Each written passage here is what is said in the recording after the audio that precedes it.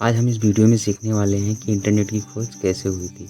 Internet हमारी life का बहुत ही इम्पोर्टेंट पार्ट बन चुका है। हम बिना पानी पिए शायद 1 से 2 घंटे रह सकते हैं, लेकिन बिना इंटरनेट के शायद हम 1 घंटे भी नहीं रह सकते। ये मानव इतिहास की सबसे बड़ी खोजों में से एक है।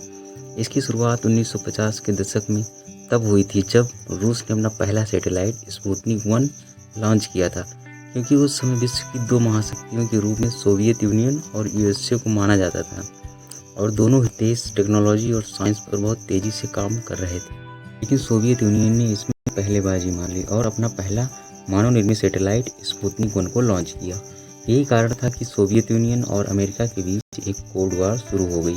इसके जवाब में अमेरिका ने 1958 में एक संस्था आरपा यानी एडवांस रिसर्च प्रोग्राम एजेंसी की स्थापना की, जिसमें देश के बड़े बड़े साइंटिस्टों को जो पहले से ही तकनीकी विभाग में काम कर रहे थे उनको इसमें शामिल किया गया। पॉल बैरन एक ऐसे ही टेक्नोलॉजी पर काम कर रहे थे। इस संस्था का मेन पर्पस था यूएस आर्मी के लिए कम्युनिकेशन के लिए एक ऐसा तकनीक विकसित करना ताकि वार के समय यह पूरी तरह सिक्योर तथा सुरक्षित हो। पॉल बैरन ने 1964 में एक ऐसे नेटवर्क का सुझाव दिया जिसका कोई सेंट्रल कमांड नहीं होगा। इससे यदि वार के समय एक जगह का कम्युनिकेशन सिस्टम नष्ट भी हो जाए तो बाकी कम्युनिकेशन सिस्टम काम करते रहें। उन्होंने इसे डिस्ट्रीब्यूटेड नेटवर्क का नाम दिया। इसके करीब 1 साल बाद 1965 में आरपा के चीफ साइंटिस्टों ने 2 कंप्यूटर को आपस में जोड़ने के लिए टेलीफोन लाइन का प्रयोग किया, क्योंकि धीरे धीरे कंप्यूटरों की संख्या अधिक होने पर यह मेथड ज़्यादा इफेक्टिव नहीं रहा।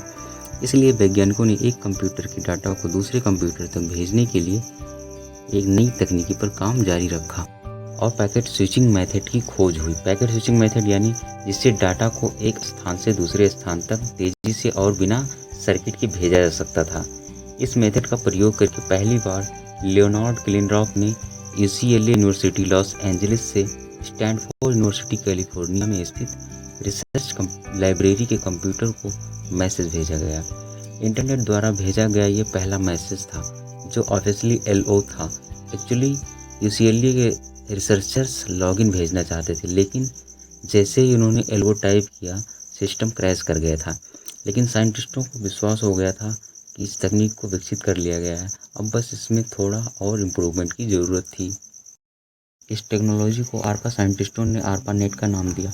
1971 में रे टॉमिल्सन ने दूसरे कंप्यूटर्स को मैसेज भेजने के लिए @ और उस कंप्यूटर के यूज़र आईडी का यूज़ किया, जिसे ईमेल या इलेक्ट्रॉनिक मेल का नाम दिया गया। उस समय इस तकनीक का प्रयोग मैसेज को भेजने और रिसीव करने के लिए किया जाता था। इसी क्रम में 1974 में आरपानेट के 2 साइंटिस्टों ने पॉपकॉर्न और विंड सर्फ ने टीसीपी और आईपी की खोज कर ली। टीसीपी का नाम था ट्रांसफ़र कंट्रोल प्रोटोकॉल और आईपी यानी इंटरनेट प्रोटोकॉल। ये एक सेट ऑफ प्रोटोकॉल होता है जो ये डिसाइड करता है कि कैसे डाटा नेटवर्क के थ्रू मूव करेगा। टीसीपी आईपी की मदद से ही आरपानेट को इंटरनेट के इवोल्यूशन में बहुत मदद मिली। इंटरनेट शब्द का प्रयोग पहली बार विंड सर्फ ने ही किया था, जिसका मतलब था कंप्यूटरों को नेटवर्क के द्वारा एक दूसरे से जोड़ना। टीसीपी और आईपी के एक साथ आने से इंटरनेट यूजर्स की संख्या बढ़ने लगी, जिससे कंप्यूटरों की संख्या भी बढ़ने लगी और कंप्यूटरों का एक ग्लोबल नेटवर्क बनता गया। इससे एक जगह से दूसरी जगह तक इन्फॉर्मेशन को सेंड और रिसीव करना आसान हो गया था। 1883 में पॉल मोकापैट्रिस और जॉन फॉस्टर ने डीएनएस यानी डोमेन नेम सिस्टम की खोज की।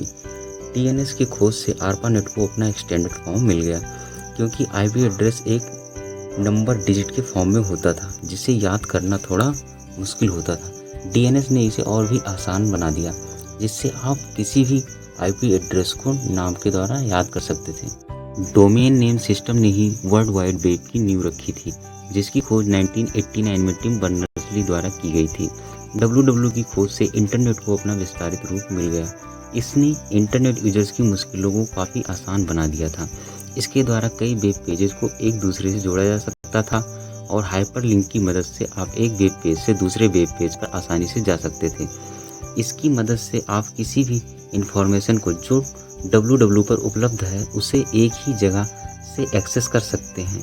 इंटरनेट को और भी आसान बनाने के लिए 1993 में मार्क एंडरसन ने मोज़ेक ब्राउज़र की खोज की, जो एक वेब बेस्ड एप्लीकेशन थी। इसको आसानी से कंप्यूटर में इंस्टॉल किया जा सकता था और इसको यूज करने का तरीका भी काफ़ी आसान था। वेब ब्राउज़र की मदद से आप खुद का वेब पेज बना सकते थे। यही कारण था कि वेब ब्राउज़र के लॉन्च होने के बाद वेब पेजों की संख्या काफ़ी बढ़ गई। मार्क एंडरसन ने जिम क्लार्क के साथ मिलकर मोज़ेक ब्राउज़र का नाम बदलकर नेटस्केप नेविगेटर कर दिया। उस समय करीब इसके वर्ल्ड वाइड 10 मिलियन यूजर्स थे। 1998 में जब लैरी पेज और सर्गी ब्रिन ने गूगल को लॉन्च किया तो इसने इंटरनेट में एक नए तरीके से क्रांति ला दी। गूगल का मेन पर्पस था वेब पर उपस्थित इन्फॉर्मेशन को सभी के लिए सर्चेबल बनाना। इन सभी इन्फॉर्मेशन के बेसिस पर हम ये कह सकते हैं कि इंटरनेट की खोज किसी एक व्यक्ति द्वारा नहीं की गई थी, बल्कि इसमें कई साइंटिस्टों और इंजीनियर्स का महत्वपूर्ण योगदान था। इंटरनेट का यूज आज लगभग सभी फील्ड में किया जाता है। पूरे विश्व की लगभग 5 बिलियन पॉपुलेशन इंटरनेट यूज करती है। अगर वीडियो इन्फॉर्मेटिव और यूजफुल लगी हो तो प्लीज़ वीडियो को लाइक कीजिए और ऐसे ही नॉलेजेबल वीडियो देखने के लिए चैनल को सब्सक्राइब कीजिए। Thank you so much for coming here. जय हिंद।